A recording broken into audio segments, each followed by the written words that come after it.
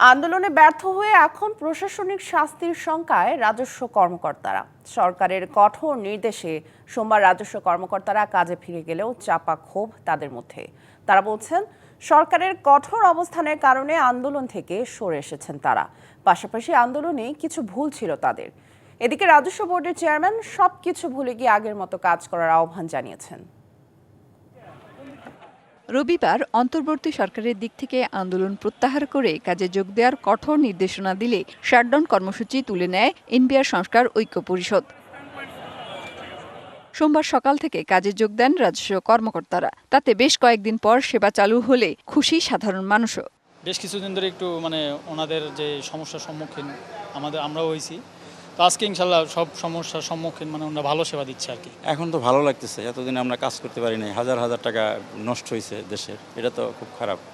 আন্দোলন প্রত্যাহার করলেও রাজস্ব কর্মকর্তারা এখন আছেন প্রশাসনিক শাস্তির ভয়। আনুষ্ঠানিকভাবে কথা না বললেও অনানুষ্ঠানিকভাবে তারা জানিয়েছেন সরকারের চাপেই তারা আন্দোলন প্রত্যাহার করেছেন।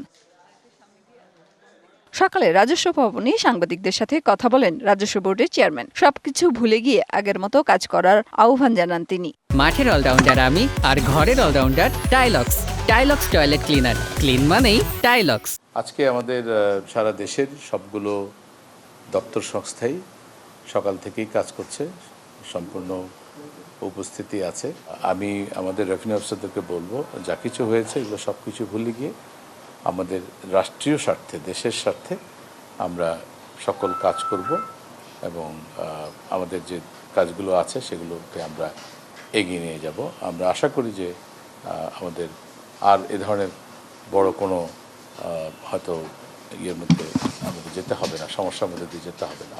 এদিকে সোমবার ছিল চলতি অর্থ বছরের শেষ দিন। এদিন সকাল 10টা পর্যন্ত রাজস্ব আদায় হয়েছে প্রায় 3,61,000 কোটি টাকা। যদিও সরকারের সংশোধিত লক্ষ্যমাত্রা ছিল 4,63,000 কোটি টাকা আদায়। আর আজকে সকাল 10টা পর্যন্ত আমাদের রেভিনিউ আদায় হয়েছে 3,60,922 কোটি টাকা। এর বাইরে আমাদের কিছু বিশেষ করে গভর্নমেন্ট প্রজেক্টগুলোতে যেটা যেই ট্যাক্স এবং ভ্যাট যেটা বিল থেকে যেটা আদায় হয় সেটার একটু সমন্বয়ের জন্য কিছু সময় লাগে। তো সেটাও হয়তো আমরা নর্মালি জুন ক্লোজিংয়ে একটু সময় লাগে, হয়তো 2-3 সপ্তাহ লেগে যাবে ফাইনাল ফিগার আসতে।